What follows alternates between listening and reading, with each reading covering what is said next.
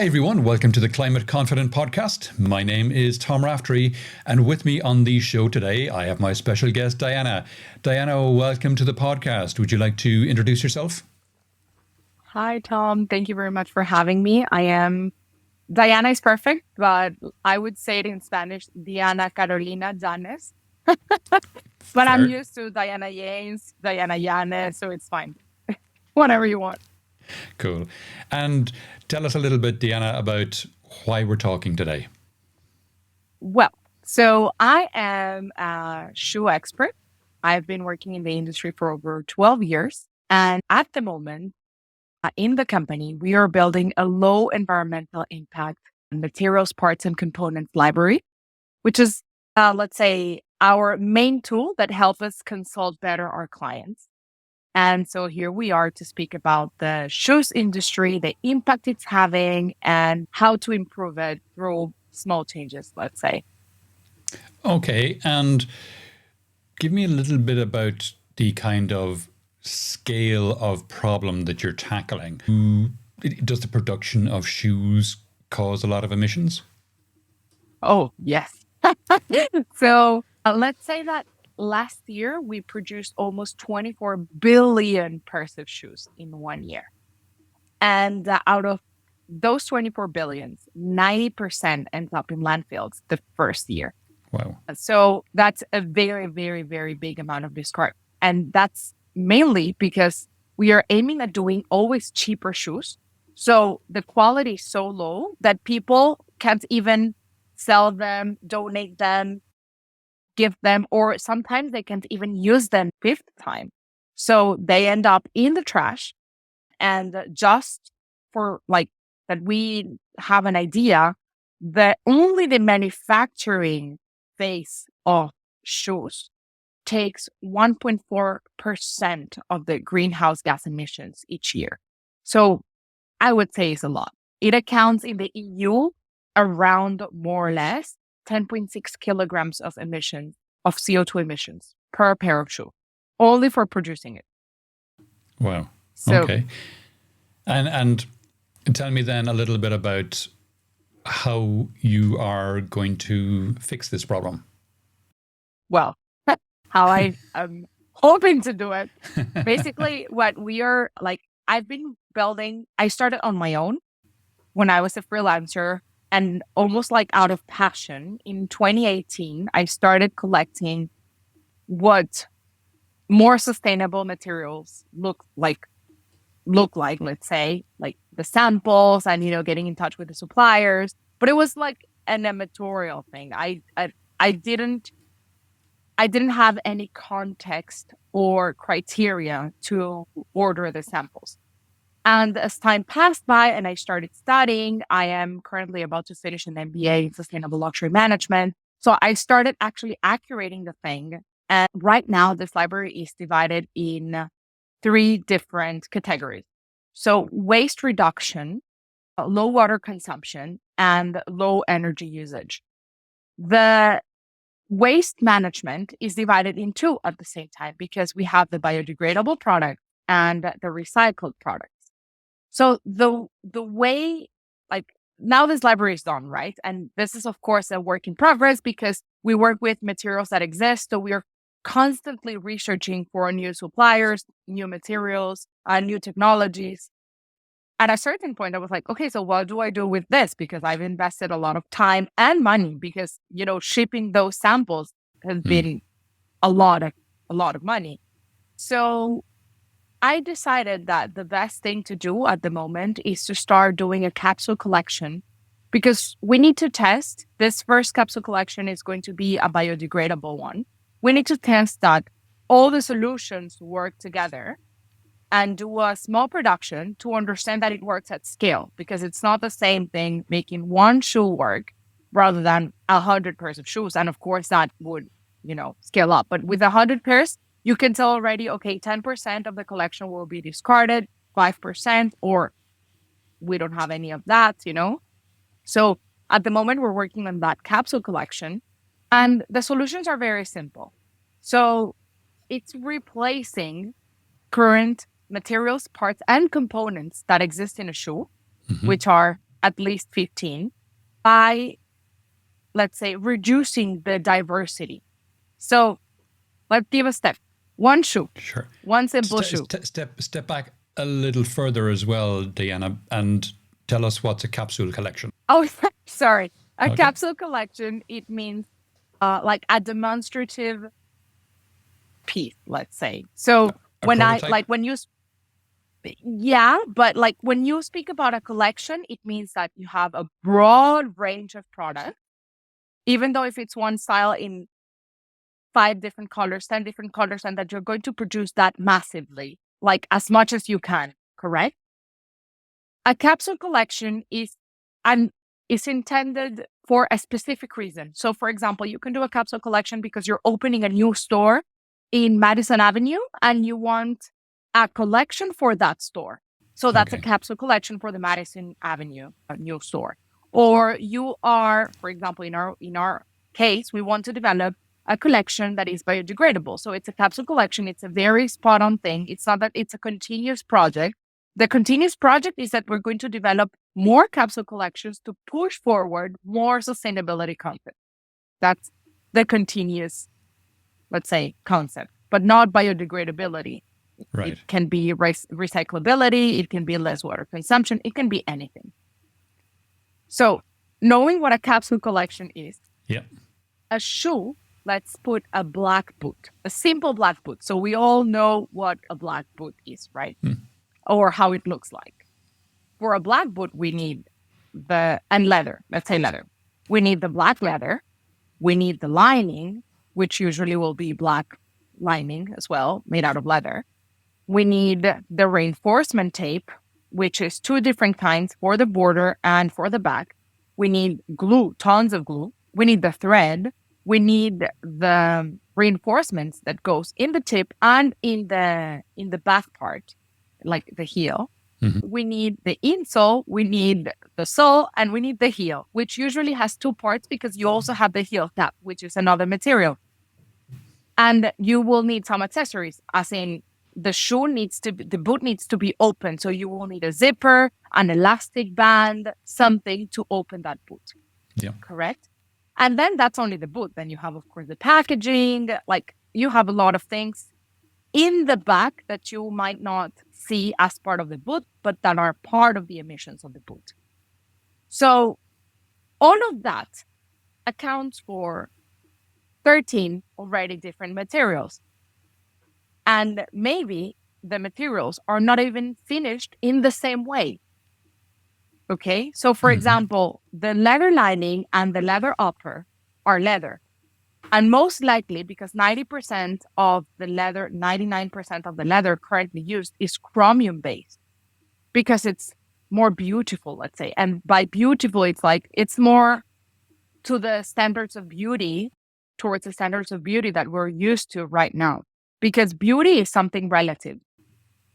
And what needs to change in a way is the way we perceive beauty. Sure. So let's say that these chromium based are usually more shiny, the color is more stable, they can be softer. Like those leathers that are like, you feel like it's like a cushion. Well, those are all chromium based. And then if it's silver leather, then it has also a plating for it to be silver. So the finishing of the chromium based leather adds another complexity to the biodegradation of the leather. So let's say it's a very complex thing, of course, also for someone who does not know about shoe, then it becomes like a black hole, which kind of is, even for people who knows about shoes. So what we are doing is reducing that amount of different materials into the less possible. So maybe not 13, maybe 4, 5. And we try to divide that between upper part and lower part, so that at least you can divide easily the shoe and it can go to a recycling facility, or it can go to a landfill and it will take much less to degrade there. Because something that is important, and that is where a lot of the greenwashing goes, is that everything will degrade. The difference is that something can degrade in 1,000 years and another thing can degrade in 1 year. And that's a very big difference. So Sure. what we're trying to do is to reduce that degradation time to the bare minimum, which in a normal standard shoe is from 25 to 1,000 years. So if we could try to at least keep the most of them to 25 or even less, that would be a lot of difference in terms of emissions, because the more it stays on Earth, degrading and creating pollution, the more it pollutes. It's not like the 1,000 years pollutes the same as the 25 years. I don't know if I explained myself. Yeah, no, that makes sense. Is there a trade-off, though, between shoes being more biodegradable and their, let's say, durability? No, not necessarily, because another misconception where I once heard this, but I think it's a common thing, and it almost it made me laugh because it was a friend of mine and she said it out of a good place. But she was like, why would I want something biodegradable if it will biodegrade in my wardrobe? I was like, sweetie, I really hope it doesn't, because that means you have a lot of fungi and bacteria in your wardrobe. So it's not only the biodegradable shoe that will suffer from that, but anything that is cotton, leather, linen, any natural material. Of course, the synthetic ones as well, but they take longer in any case. So I really hope they will not biodegrade while you're walking or while it's in your wardrobe. Otherwise, you have a lot of problems. So no, it's not less durable. It's just we do need to take more care of them. As in, I can sneakers, which usually the sole is made out of or synthetic rubber or TR or micro. So very synthetic materials. Mm-hmm. You can walk in the rain and they will last as if anything happened, as a wheels of the car, correct? Yeah. If the wheels of the car were done with leather, they would consume faster and they would get damaged before, because they're made in leather, and leather is a living material. In fact, it transforms as you use it. So it's not less durable. You just need to take care in a different way. And still, leather is the most durable material and wool that I know on Earth, from the natural ones, of course. Sure. And how are you determining the biodegradability, or whether one material is more sustainable than another? The best thing to do is a life cycle assessment, which is, of course, an expensive process, but there's ways of doing it less expensive if you want to have a rough estimate, which is still a decent estimate. So the first thing, of course, is getting certified materials that already have life cycle assessments, because that enables us to make, in an easier way, a life cycle assessment, and at the same time in a cheaper way. Then, so that already, if you don't want to run a life cycle assessment, you can have already some certainty that is much less pollutant than a normal material, let's say. Sure. In any case, we do have someone that can run life cycle assessments in our company. Again, it's an expensive thing. So what we are aiming at doing also to save that money for client is we're working on this capsule to have, let's say, not running a patent, but a patented way of having that result, let's say, an accurate way of having that result. And then we are selling the solution. We're not selling our black boot. We're telling you that the same materials can be used in your black boot. So your black boot will remain the same shoe last, the same look and feel, the same performance, everything. But with this solution that we already tried and measured, then your boot will have a much better, let's say, result. The ideal scenario would be, of course, to do a life cycle assessment, because that way you can understand how much you improved your black boot. Because the life cycle assessment, how it works is that you create sustainability scenarios. So the first thing you do is that you select your objective. You want to reduce waste, you want to reduce water usage, you want to reduce chemical usage, and so on. So you determine your objective. And from there, you put your materials, your current materials, and it already gives you a result. And you start exchanging digitally by the materials you're suggesting. And you can see in the end which materials works better with each other and how much for example, CO2 emissions decrease. Right. So let's say that would be the best thing to do. Since it's an expensive solution, not every brand can afford something like that. And in the EU, 98% of the companies are small and medium.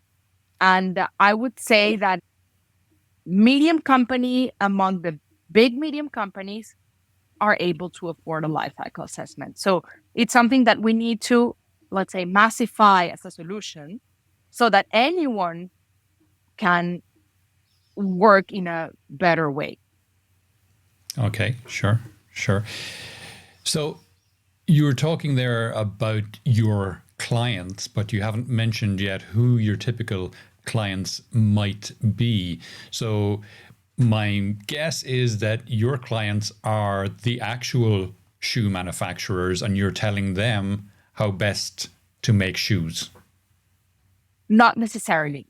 Usually, like I only have one manufacturer that is my client, and Okay. it's in India, by the way. Usually, my clients are the brand.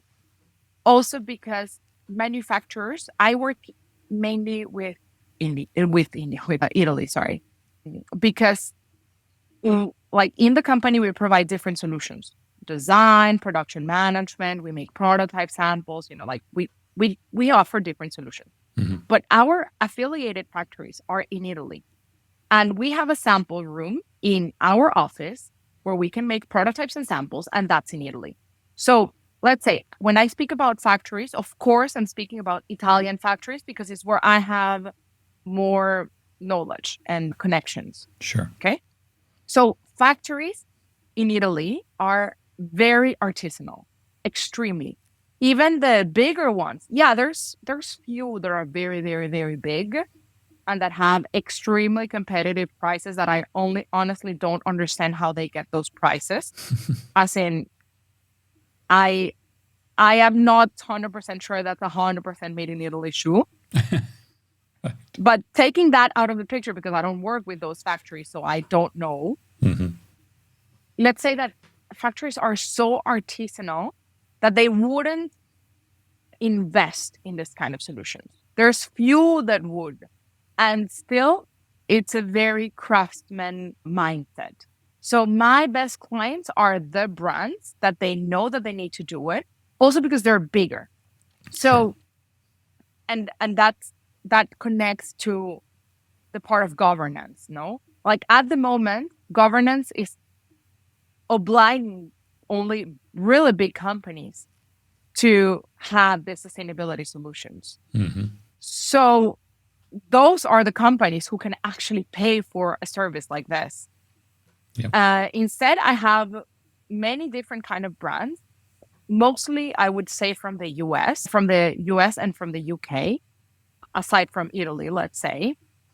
And those brands that are little are the ones that are willing to try this testers, let's say, and to, let's say, engage with more sustainable materials.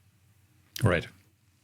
Yeah. The problem I see and why I decided to do the capsule is because as of now, most of the brands that come to me, but in general, because that's what I see from brands advertising a super sustainable shoe, is that they're only concentrated in the upper material. And then it's like, okay, but that's only one out of 13, 15, 20. So what about the rest, That's pure greenwashing. Basically, as when you go to like the typical one, I did an article on packaging, like greenwashing in packaging in this day.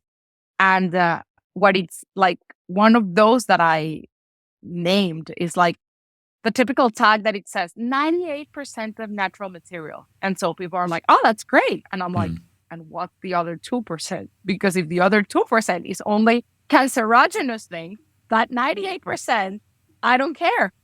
Sure. Yeah. So, and this is the opposite. It's basically, we are naming the only, let's say, quote unquote, good thing that we're doing. But maybe in the shoe industry, that's only 5%. So we're naming the 5% of goodness we're doing, and the rest is just forgotten. And because we as consumers are so ignorant on what's behind a shoe, because it's so much. Like if you would literally cut a shoe in half, you would see how many layers there are in there. And then you would start questioning yourself, like, why are we only talking about the upper when there's so many other things in the shoe? Yeah. Yeah. Yeah. Yeah. No, good point. And I as well always kind of squint a little more closely when I see brands using the term natural as if it's a good thing. Because sure, it can be a good thing, but arsenic is natural. Botulism is natural. Are they good things? So saying something is natural, yeah, it can be a good thing, but not necessarily. So yeah, it's more important, to your point, to do that life cycle assessment and see what the actual damage or otherwise is based on using particular materials. You raise a good point, though, about brands and the lack of transparency.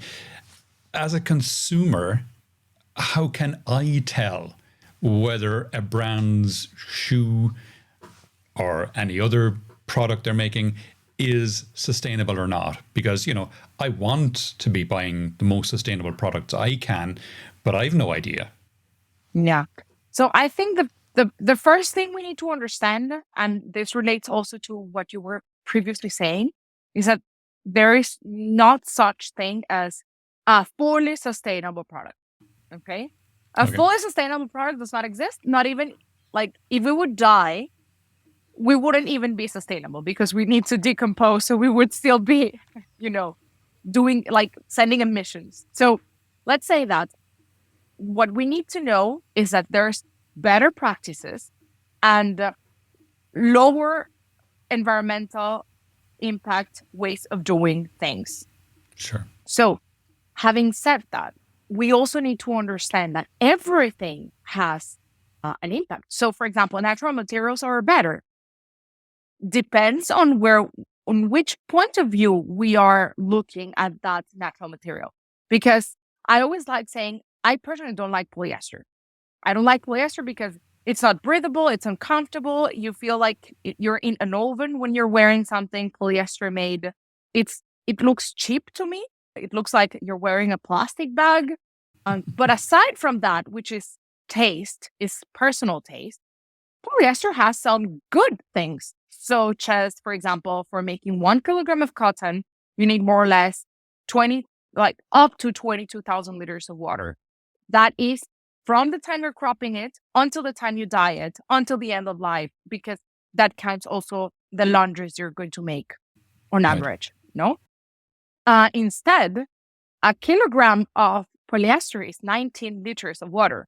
So there is a massive difference in the water usage one material has and the other. And for example, cotton, once you wash it, it wrinkles a lot, even though if you don't wash it, as you wear it, or linen is worse, So you always need to iron that piece. Whereas polyester or any synthetic material has the characteristic that they wrinkle less. So you need to iron them less. Therefore, aside from the time that it's annoying to iron, but that's a personal taste as well, then you would be using energy to iron that piece of garment that you don't need to use as much with a synthetic material. Okay. So knowing that everything has an impact, we need to understand what's the impact of each material. For example, there was this huge scandal and that has not been solved. It's just that, of course, there's many other problems in the world. So as anything, like a scandal appears and then it lowers. But Uyghur, which is a Muslim community in China, they are in basically called concentration camps due to discrimination. And they're the ones collecting cotton. The problem is that 80% of worldwide cotton is coming from there. So even though we're speaking about, oh, cotton is natural, therefore it's better, most likely it's not as good as you're thinking. So, and there's best practices for cotton as well. Like everything has its best practice, but we can't think that because something is natural, therefore is good. Sure. So I would say that as a consumer, the first thing we need to know is not be so basic, because we stay at the thing of, oh, this is natural, therefore it's good. Or this is made in Italy, therefore it's good. Or this is made in whatever, And instead, I think we should ask more questions. We should be more curious. I went to a shop. This is last year, because this year I said that I wouldn't buy anything new. So I have not been to shops. So last year I was in a shop and I really liked a sweater. Like I fell in love with the sweater. As soon as I saw it, I was like, this sweater is mine. It has my name. So I went in the shop. I tried the sweater. I was like, oh my God, I need it. I asked for the price. I was like, this is the price I can afford. And I would love to have this sweater. I looked at the tag to see the materials. They were all natural materials. So that was already like, okay, this is walking through a direction I like. And then I saw produced in Bangladesh. So I just asked the person, the sales assistant, and I was like, sorry, do you know where in Bangladesh is it produced? And it's like, I don't know, I guess in the factories in, I don't know where. I was like, yeah, okay, but do you know the name of the factory? Because that should be disclosed. It's a very, very big brand. So she was like, no, I don't know. So I was like, okay, well, let me ask the customer service. And in any case, I'll come back. So I went to their email address of the customer services and I was like, hey, I love this sweater. I would love to buy it. I saw this and this information. I saw that it's produced in Bangladesh. I would love to know which is the factory and if it's certified for like corporate social responsibility and if you have some data about that. They replied to 2 emails. And when I was too insistent about the factory and the certifications of the factories, they just stopped replying. And yeah, I love the sweater, but to be honest, I won't die without the sweater. So I was like, okay, well, I mean, your choice. You lose me as a client because you're not interested enough in doing something good. And at that point, I won't put my money in something that is not necessarily doing the best they can. Because we're too comfortable living in the first world, having a great life, knowing that we have social security, that we have decent salaries, and that we can go out and, we'll have electricity at home, that we will find everything in the shelves. But that's not life for everyone. And I come from Venezuela, I've seen that first person. I've been in a supermarket where there's nothing but soap and it's the same brand in 9 shelves and the rest is empty. So I do know how it looks like. And I don't think it's fair to look everything from a comfortable standpoint when there is a lot of people struggling to produce those garments and barely manage to live and living aside, like apart from their kids, because in Dhaka is where they pay best, but they're not from Dhaka. And the kids need to be raised by uncles and grandmothers because I need to be able to afford a $40 monthly salary to send food to my family. So if I have to put that in a balance, I would definitely not buy the sweater. And I think that as consumers, we need to see from a less comfortable point of view and ask more questions. Like the same as, I don't know, if you're in a relationship, a monogamous relationship, and your partner don't come back at the usual time for 5 nights in a row, are you not going to ask questions? Like, you would ask questions, I guess, right? So I think it's the same, we need to stop thinking of that as like this is our world and it's only like it's the only thing that matters, because there's other people we're sharing it, more precisely more than 8 billion people we're sharing this world with. Sure, sure. And what about the brands themselves? I mean, do you think there's more they could or should be doing to A, make themselves more sustainable, and B, communicate that sustainability?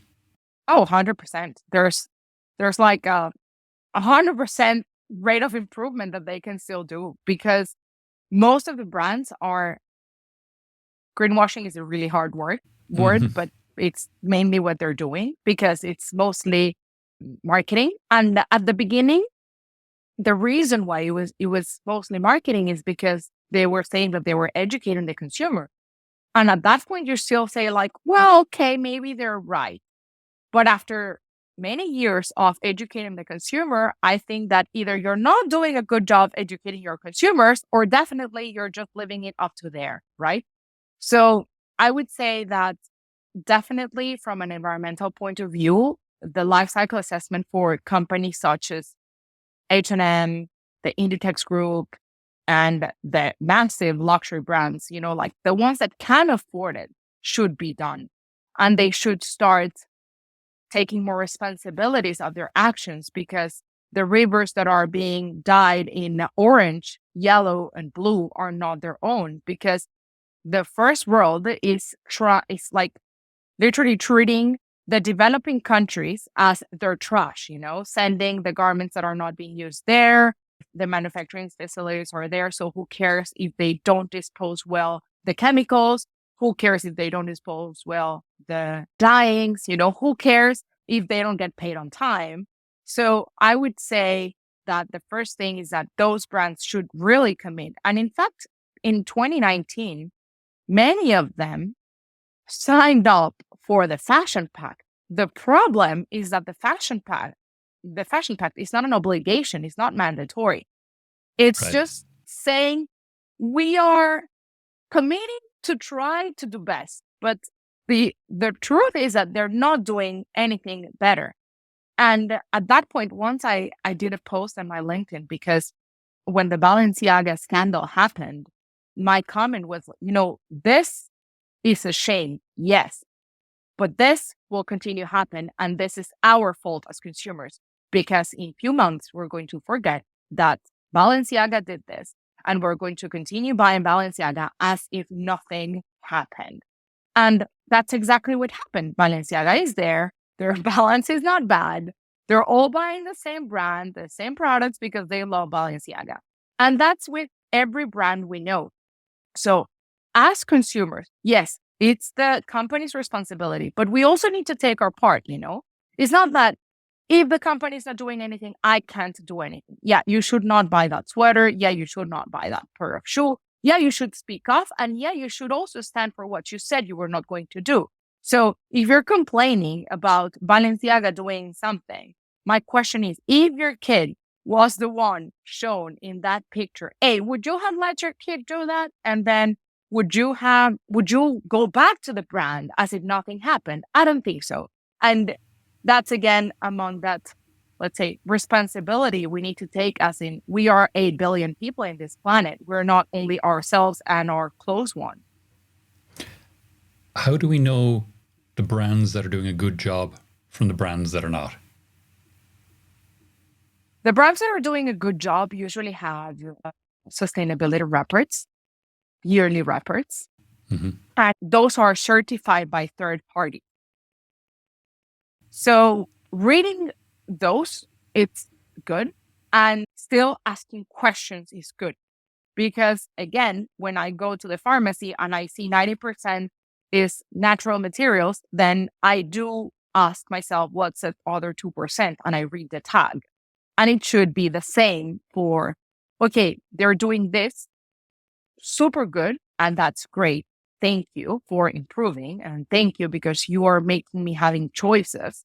But how about the rest? And I understand that sustainability can't be tackled all at once, also because It's not the same if I am born today and I am used to buy secondhand clothes and I am used to going to the park, buy food, like that's something that I am born and raised with. Hmm. Whereas for my mom, it's much more difficult to understand and to fix some behaviors, right? It's the same for a massive brand because they have maybe 1,000 suppliers that would mean that they need to change 1,000 suppliers. They have 14,000, 30,000 employees. Well, that means they need to change the mindset of 30,000 people. So it is a difficult job and it can't happen overnight. But if we don't start today, we will never make that change happen. Sure. So, Sure. We are coming towards the end of the podcast now, Diana. Is there any question I haven't asked that you wish I had, or any aspect of this we haven't touched on that you think it's important for people to think about? well, I always like making an emphasis in people because I did during our conversation, but I would like to give it a slot because we are all looking at sustainability from an environmental point of view, but people matters and people Hmm. matters a lot. And what we say at Diana Llanes Consulting, which is my company, is that we need to put everyone sort of at the same level so we can be worried about the same problems. You can't ask a person that's queuing for 9 hours to get chicken at a decent price, oh, but please, could you not buy it with a plastic bag? Or would you mind changing your car that it's doing a lot of emissions because of the old gasoline? It's like, we need to, I love, this is in terms of education, but in that sense, I love Holland because they are they give everyone the opportunity to study, even going to university and pay for loans once they start earning more than a X amount of money. And that's the sense of we're putting everyone at the same level. Then it's your decision if you don't want to go to university. You don't need to go to university. Hmm. But you had the chance to go and you had the opportunity to pay for it. And that's what I mean, right? And we will never all be the same. There will always be people flying in private jets, and there will always be people going by foot because they can't afford a secondhand bicycle. But that person should have the possibility to aim at more. And I think that's where, us as managers, as employers, as co-workers, we need to ask also those questions because we are taking decisions in such a greedy way. Like, this is a document from 2017, but the CEO from H&M is earning 1 million a year plus bonus, which duplicates the salary. And I'm like, why is a worker in the plant earning $30? Like, I'm not telling you that because you are a PhD, you should earn $30. I'm just saying that maybe you shouldn't be earning 2 millions versus $30. Like, I don't know, spread that 1 million among the workers in the factory and maybe they can earn triple, Yeah. So that's something where I want to put my focus on. We are I personally run 2 social integration laboratories. One is in a male high security jail in Milan. And the other one is for people coming from disadvantaged backgrounds. And even though these results are more difficult to quantify, but there are ways. And last year, for example, we took one person out of the streets that he was living with his 3 children, among with the youngest was 2 years old. And thanks to that, they were for 2 years, they lived under the bridge and he's a single father. So that father was by chance. And that's when I say this is my lucky day. Someone called me because he was having lunch in this church. And the priest was a friend from the president of the cooperative, whatever. The thing is that in his past life where he used to not live in the street, he was a hammer. He used to stitch uppers of shoes. So she called me and she was like, hey, are you willing to, like, do you need someone? And, when I heard the background, to me, it was like, I don't need him, but I will definitely make my best to need him. So I called the factories I work with and I was like, hey, we're stitching some uppers. Why don't you send me some work? I calculated how much time he was using to stitch each upper and I just set a price. And thanks to that person got a house, the 3 kids to school. He's learning Italian. So there's ways where you can improve people's life and it's not that difficult. Right now, we are in touch with 3 different NGOs, and we are aiming at training at least 10 people coming from a disadvantaged background. We're still I don't know if it's going to be refugees, if it's going to be single moms, if it's going to be people coming from gender equality violence, gender-based violence, sorry. So, we're still setting that depending on the NGO that will work with us.